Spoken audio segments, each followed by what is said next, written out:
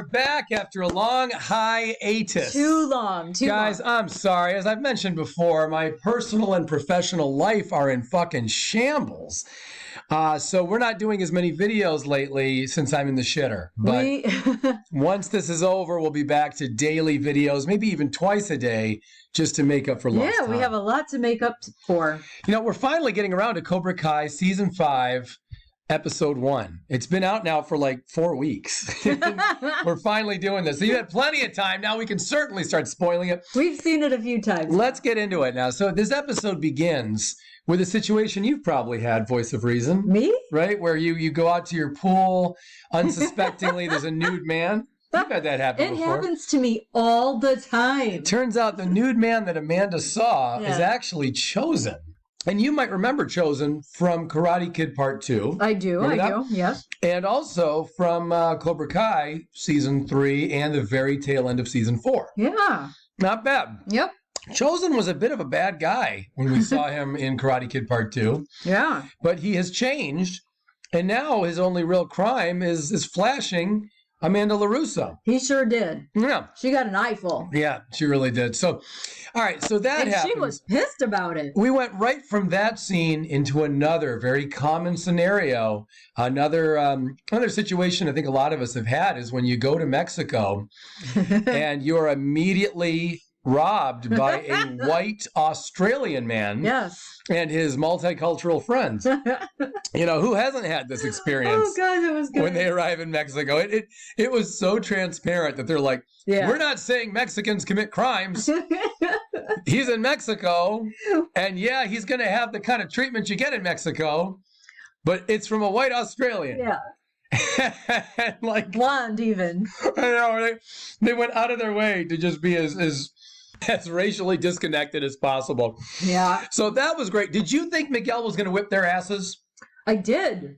No. Yeah. I thought it was a setup for a quick fight. But, you know, Miguel took frankly, I wouldn't have if I were Miguel. Yeah. Because you can't just get to Mexico. I tell you, in Mexico, those cops don't fuck around. They will absolutely take you in if you smell different than anybody else. They do not like that. Really? Yeah. So you don't want to be getting into a fight there like Johnny and Robbie. They weren't defunded. No, they were not. So let's get into this episode. I got to tell you, overall, I don't like this episode that much.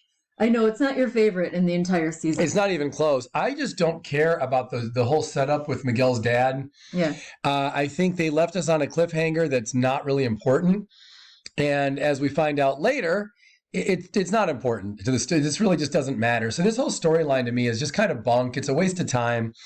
I wish this episode was part of the main story more with Chosen and Daniel and Terry Silver, as opposed to wasting so much time on Miguel's dad and this whole deal. And it's also isn't it kind of silly the way Miguel, like, you could see this coming. Miguel meets a guy who's like a badass, and the guy kind of laughs, but he's really not his dad. Yeah, yeah. Right? He's got the wrong Hector. And then he meets his dad, and his dad, of course, seems like a nice guy at first, you know. I just think this was so, like, word for word taken out of so many other stories. Mm-hmm. And the way Miguel didn't beat up these guys that robbed him, but then he had no problem beating up guys in there. That's not even the guy's dad, his dad. You know what I mean? Yeah. He had no problem beating them up. Like, and he even said, he uses the line, "I want answers." I want answers. Like, every line they gave him there, they gave any of the characters in there, were very just traditional kind of just copy pasted lines from other TV shows, other movies. I thought that was really lame. Yeah.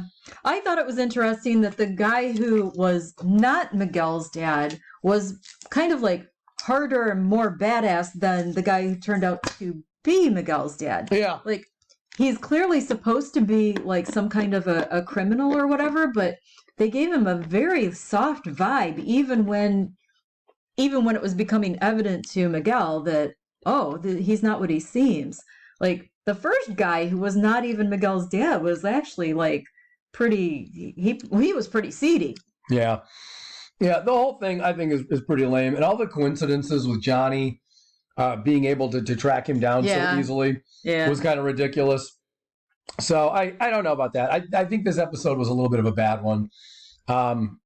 One great moment, though, that really came from this episode. Yeah. I'm going to say it was one of the funniest scenes that has happened in all 5 seasons. I know what you're. I know where you're going. love this scene. Uh-huh. When Chosen starts talking about how when they go and they see Terry Silver fighting at Cobra Kai from the parking lot, and then they get back and Chosen tells Daniel that that he's seen the style before, and he says, it's very controversial. Yes, and then Daniel says, well, how's it controversial? He goes, let me demonstrate. Wait, I think this is the funniest scene when Daniel goes, you could have just told me. Yeah. Like, why did Chosen feel the need? Right after Chosen has taken him down in a chokehold. Oh, that was fucking clever. Yeah, that was a lot of fun. The Daniel and Chosen stuff this episode are great. Chosen stole the show in this whole season. Yeah, Chosen ran away with every episode. I know we're just focusing on episode 1 right now, but he was like the star of the show to me. And he's never reluctant. Like, he's there because he wants to be there 100%. I don't think it was a free flight over that Daniel got him. I think he was committed to protecting Daniel and the LaRusso family. And I'll tell you, I was right. Remember in our season 5 predictions videos, I kept saying that I think they're going to find a way to make Chosen and Terry Silver really have a severe grudge match, like a passionate hate early on, so that they feel like old enemies even though they're new. That's exactly what happened. Yeah, right. I mean, right off the bat, take me to Terry Silver. The minute Chosen saw this guy, he didn't like him. Yep. Yeah. It's just so perfect. So I think they did exactly what they needed to do here, was to make it so that by the time that things really progress with them later in the season, that it's already set up here in the first episode that Chosen really hates him. And then, of course, we're going to find out pretty soon that Terry's going to hate him right back. Yeah, it's mutual for sure. Oh, yeah, very, very good. So the way that Cobra Kai is planning on expanding and everything with Tori showing up and her. Well, I think the coolest thing about this episode is the ending. Because if you remember, the way they left off with Chosen and Daniel is when Daniel says something like, well, what are we going to do? And Chosen says, he kind of leaves you hanging in terms of how he's going to invade. And I think Daniel's like, well, how are we going to do that? And then we end up seeing that when Terry Silver says they're going to need a new sensei, that's when we get to see the man who would later be called Sensei Joe. Yep. And that's when we see Chosen. How perfect. And that's another prediction that came true. This one wasn't mine, though. It was a prediction all over the web when people were saying that they think Chosen's going to go undercover and be a mole. Oh, yeah. And he certainly was a mole. In fact, I think Chosen had a little bit of a mole on his neck. Oh, my God. So it was kind of perfect to bring him in that The one. tie-in. Yeah, right. That was great, though. I love the way this episode ended. I don't think Miguel's storyline is necessary. I don't think it's interesting. I think the only thing it does is keep Miguel on the playing board, because otherwise Miguel doesn't really have a story. I think that might be the only reason they crowbarred that in.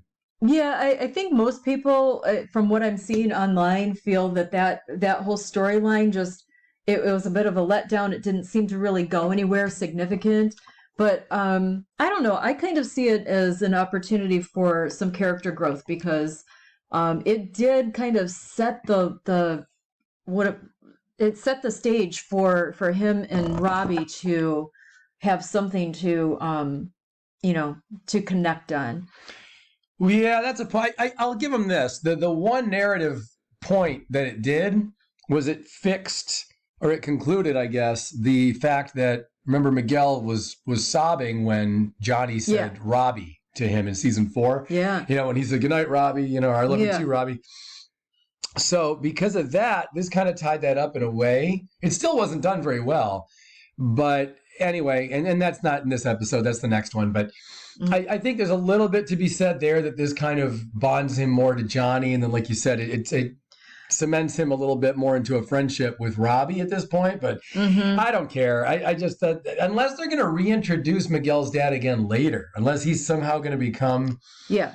That'd be interesting. Yeah. If he put it all together somehow. I think that they left a door that could be open down the road if they really wanted to pursue this, because it occurred to me at some point after I saw this a few times, like, wait a minute, Miguel left. He didn't go back to the house and get his bag. He's got a bag of stuff that he left, I think, at Hector's house. Why couldn't he have brought the bag to the place with him? He couldn't have that with him? He didn't have a bag when they went to the club. So, I mean, I could see if they really want to pursue this storyline and bring Hector back into the fold somehow, they've got this as a possibility. You know, Hector at some point will go back home and see that there's a bag that was left there by Miguel. Go through it and maybe track him down somehow. That's interesting. You know how kids' bags always have their name and address?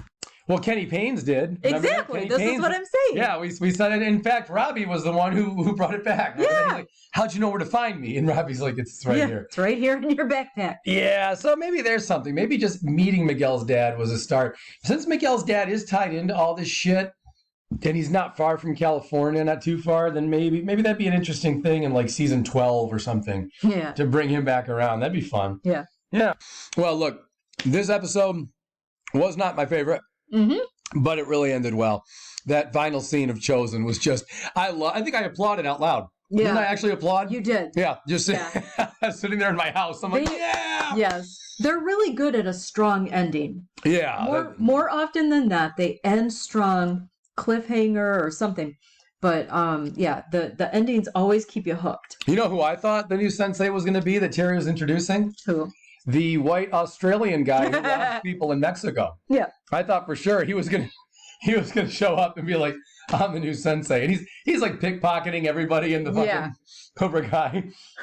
Anyway, guys, we'll be back tomorrow to review episode 2. Hopefully it really will be tomorrow and not a month from now. So I'm sorry again that we've been off for so long.